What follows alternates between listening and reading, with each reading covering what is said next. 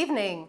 The Ministry of Foreign Affairs and Foreign Trade is advising Jamaican nationals to seriously consider making arrangements to leave Russia as soon as they are able to.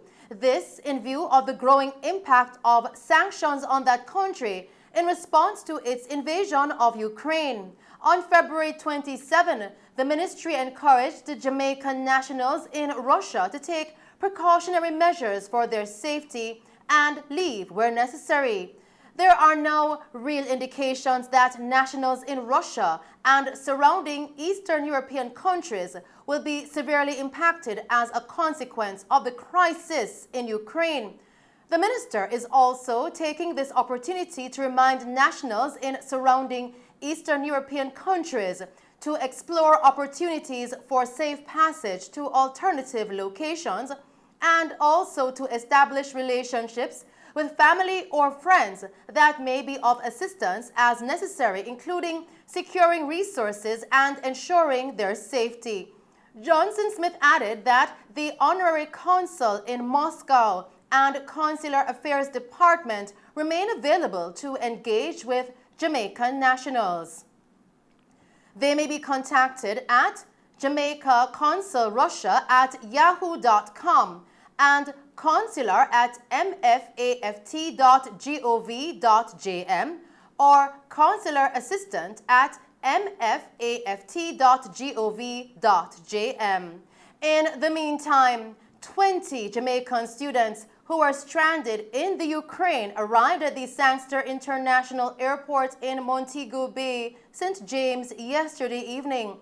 The students were reportedly forced to walk over 20 kilometers in frigid conditions as they sought to leave Ukraine. Several of them were forced to take cover in bomb shelters along the way. Some of the students reported that they have been traumatized by the ordeal. We will bring you more on the story in subsequent newscasts. Still tonight, the police are investigating the death of a hotel manager whose body was found by police in Runaway Bay, St. Ann earlier today. Now, the police say the body is that of 65-year-old Clyde Taylor, who managed the popular hotel in Ocho Rios in the parish. Investigators have been searching for Taylor since Sunday when he was reported as missing. The body was found in a Nissan Note motor vehicle shortly after midday in the district of Top Hill in Hampton, Runaway Bay. Taylor was reportedly last seen alive at approximately 9:30 p.m. on Saturday, when he left his house in Runaway Bay for an undisclosed destination. An investigation has since been launched into the incident. Continuing with the news tonight, Police Commissioner Major General Anthony Anderson disclosed on Tuesday that 11 major drug seizures have been made so far this year, valued at over 28 million Jamaican dollars. Now, in making the disclosure at Tuesday's police press conference, Major General Anderson revealed that criminal gangs are funding the purchase of illegal guns through the illegal drug trade, extortion, and lottery scamming. Since the start of 2022, there have been over 11 major drug seizures by the Narcotics Division and the JDF Coast Guard. A combined total of approximately 5,600 pounds of ganja has been seized in these incidents. This has an estimated local street value of 25 million Jamaican dollars. And had it gotten into the US market, the estimated value would be over 6.6 million US dollars. During just one narcotics operation this year, we seized 3.7 million Jamaican dollars, along with 430 US dollars and 134 grams of cocaine. Once again, let me make it clear, these criminals are not using their ill-gotten gains to improve their communities. They are using their wealth to live lavishly, purchase guns, wage war against their rivals, and destroy the lives and livelihoods of ordinary citizens. These are not poor, destitute, unattached youth looking for help. They are increasingly wealthy and violent people. We ask you to turn them in. report them to the police. He further announced that 12 persons published from the most wanted list since the start of the year are now in police custody.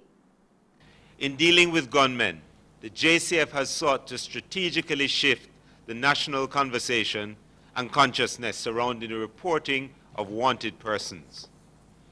These are the persons who have been hiding in anonymity and who have been absent from the conversation about crime and violence. They must be exposed because they are the ones doing it. In 2021, we launched our Wanted Wednesdays social media initiative. At the end of January, we announced the names of 88 most wanted persons across the country. During the month of February, we launched a targeted social media campaign aimed at influencing how the public, and particularly women, thought about the reporting of wanted persons. Due to the public response, this has led to 11 persons featured in the Wanted Wednesdays campaign last year were taken into custody, and 1 killed in a confrontation with the police. 17 of those 88 most wanted published in January have been taken into custody, and 1 was killed during another confrontation with the police.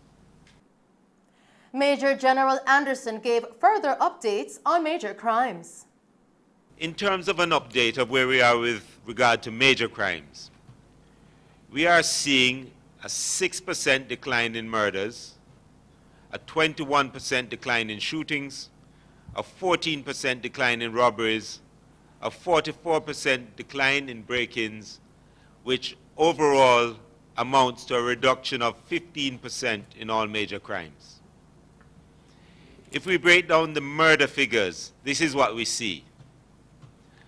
Of the 240 murders committed since the start of the year, 75% are gang-related, 12% arose from interpersonal disputes, 5% were committed in furtherance of other crimes, 1% were mob killings, and we still have 7%, which are still being attributed. It's important to note that since the start of the year, there have been 754 major crimes reported in Jamaica. This is the lowest figure since 2010. He commended the force and the public for their assistance and urged persons to continue to help the police in becoming a force for good.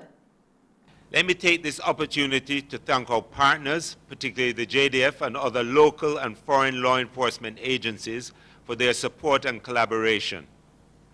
I also commend my police officers who have been working continuously to protect and serve the people of Jamaica. Of equal importance are those members of the public who have extended themselves to be part of the solution through supporting the various initiatives to reduce crime and violence. We must all make a choice. Do you support gunmen and gangs who are using these guns to cause death, mayhem, and pain? Or do you want peace and safety?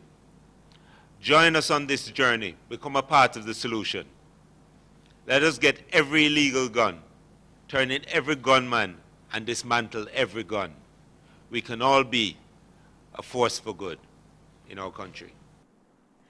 Still making the news tonight, after months on the run, 28-year-old Chinloy Spencer, who was featured in the force's Wanted Wednesdays campaign, is to face the court after being charged with the May 2021 murder of Tavan Davis, otherwise called Avatar. Spencer was captured in Claremont, St. Anne during a joint operation by the members of the St. Anne and St. Mary divisions on February 27.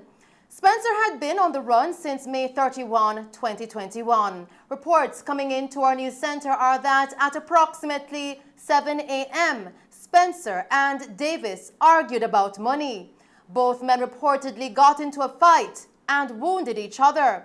The now deceased collapsed and was taken to the hospital where he died. Spencer fled the community. His court date is being finalized.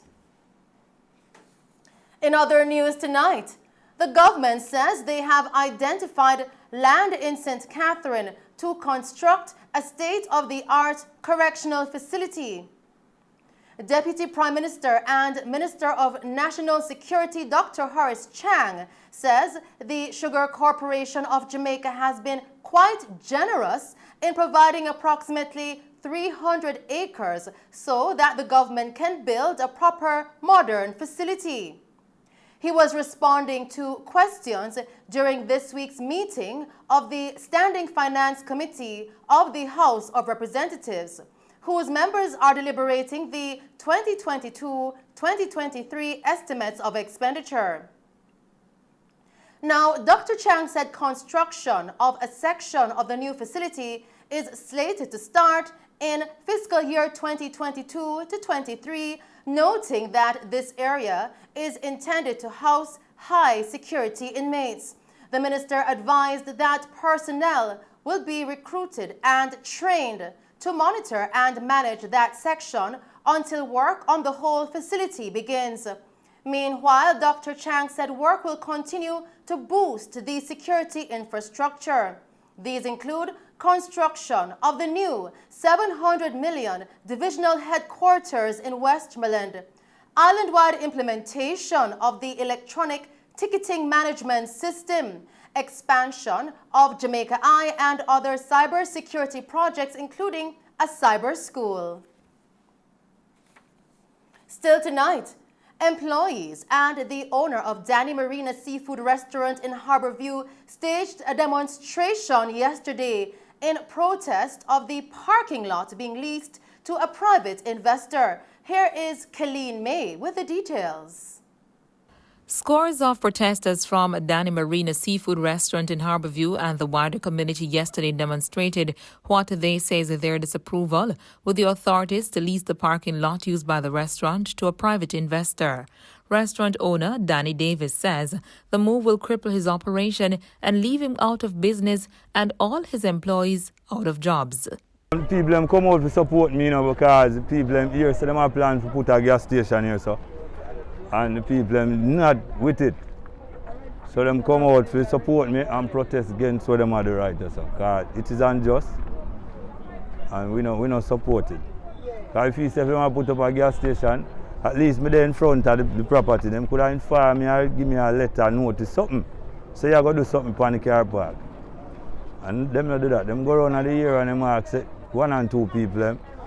People say them don't know, them just tell them okay, because them don't know what them have planned to do or what them plan is. Years ago I applied for it. One officer from down Commissioner of Lands. Direct everybody know about what going on.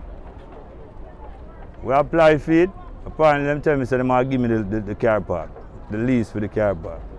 However, you have a man here, I don't even want him learn about the land.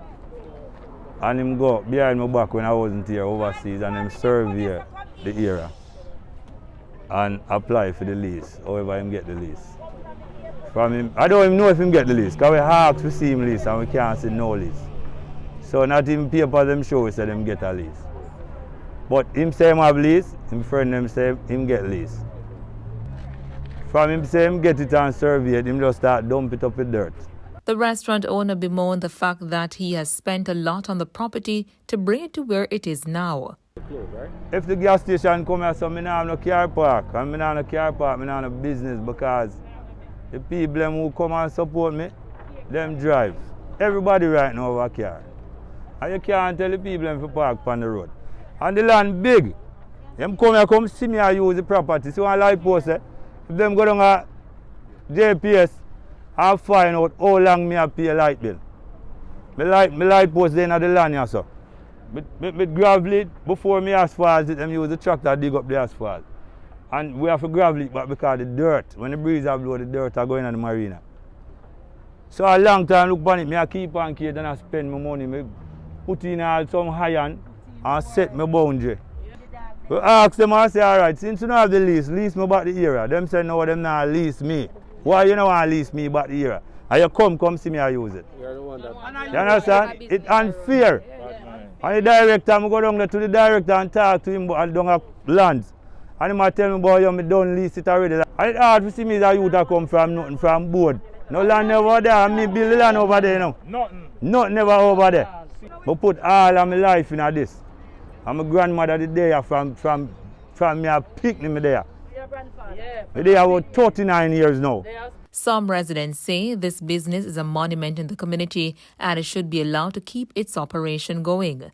Danny is here from a child. Living in a board house with his grandfather down there, so. Yes. So I can't come fight him out now. Then he figure him out for the parking lot. Yeah, just him not greedy for one hard and he figure him out fight. It is atrocity. I'm saying it is bad mindedness. It is wickedness, my brother, because this brother, 20 years he has built this place up, and 20 years he has been using this parking lot here for his people, and it has grown tremendously. He has had to be employing other people. It is a community activity, it's a community center, it's a community monument. And this man, in just one little stroke, he want to come and destroy it with this little selfishness. It cannot happen. And Mr. Owens and the government look into these things. Other residents in the area said that they are asking the government to allow Danny to continue his operation on the property, as this will continue to provide residents with gainful employment. This community depends on Danny a lot. The business, we start it, we help him work on it, we bring it to this. Without the parking lot, he has no business. Without the parking area for the customers, he has no business. The little road here run along, them dump it up down there and take it over also. So there without no parking lot, where him going park? Him customer can't park on the road, going cause accident and chaos.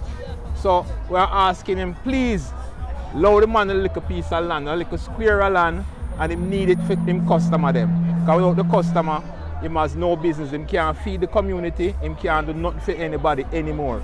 Danny Marina is a very important person, very important to the Harborview community, and not just to the Harborview community, to the Harborview Health Center, and not just to the Harborview Health Center, to just about anybody. Come to Danny Marina with your problem, anything, ask him to assist you with anything. It must be impossible for him not to make it possible. And honestly, we need justice for this, because the car park is very important to the customers, and we don't need no more gas station. We have two already. Reporting from Mellow TV News, I'm Colleen May. Thank you, Colleen, for that report. Continuing with the news tonight, the police say they are still seeking the public's assistance to locate 63-year-old Winston Stewart, otherwise called Manna, farmer of Mac Hill District, Clarkstown, Trelawney, who has been missing since Sunday, January 30. He is of dark complexion, slim build, and is approximately 6 feet tall. Reports from the Clarkstown police coming into our news center are that at approximately 2 p.m., Stewart was last seen in Cockburn Pen. Now, when last seen, he was dressed in a black hooded shirt, blue pants, and a pair of burgundy shoes. He has not been heard from since. Anyone knowing the whereabouts of Winston Stewart is being asked to contact the Clarkstown police at 876-954-1080, Police Emergency 119, or the nearest police station. In the meantime, the police have renewed the call for assistance to find 15-year-old Kemba Lewis of McLaughlin Avenue, Kingston 8. Kemba has been missing since Tuesday, February 15. She is of dark complexion, slim build, and is approximately 5 feet 6 inches tall. Reports from the Constant Spring Police coming into our news center are that at approximately 1:30 p.m., Kemba was last seen at home and has not been heard from since. Her mode of dress at the time she went missing is unknown. Anyone knowing the whereabouts of Kemba Lewis is being asked to contact the Constant Spring Police at 876-924-1421, Police Emergency 119, or the nearest police station. The police have also renewed the call for help to locate 15-year-old Kevante Gordon of Holt Close, Kingston 11, who has been missing since Sunday, January 2. He is of dark complexion, slim build, and is approximately 5 feet 6 inches tall. Reports from the Olympic Gardens Police coming into our news center are that at approximately 11 a.m., Kevante was last seen at home wearing a multicolored shirt, jeans shorts, and a pair of green slippers. All efforts to locate him have proven futile. Anyone knowing the whereabouts of Kevante Gordon is being asked to contact the Olympic Gardens Police at 876-923-5468, Police Emergency 119, or the nearest police station. We turn our attention now to tonight's COVID-19 update, where one more COVID-19 death has been recorded in Jamaica, increasing the total now to 2,815. The deceased is an 88-year-old man from St. Thomas. 4 additional fatalities are under investigation, increasing that figure to 420. In the meantime, there were 29 new cases ranging in age from 10 months to 93 years, increasing the total to 128,108. Now, of the new cases, 17 are females and 12 are males. We turn our attention to tonight's COVID-19 parish breakdown, where Kingston and St. Andrew recorded 6 cases, St. Elizabeth recorded 4 cases, St. James, Manchester, and St. Catherine recorded 3 cases each. Westmoreland and St. Anne recorded 2 cases each, while Clarendon, Trelawney, Hanover, Portland, St. Thomas, and St. Mary recorded 1 case each. In the meantime, there were 267 additional recoveries, increasing the total of recovered persons now to 77,860. Still making the news tonight, the Jamaica Cultural Development Commission, JCDC, has extended the deadline for the submission of entries for its 2022 competitions. The original February 28th date has been pushed back to allow potential participants more time to complete and submit their entries. The new deadline for the JCDC's flagship event, the Jamaica Festival Song Competition, and the Miss Jamaica Festival Queen Competition is March 18.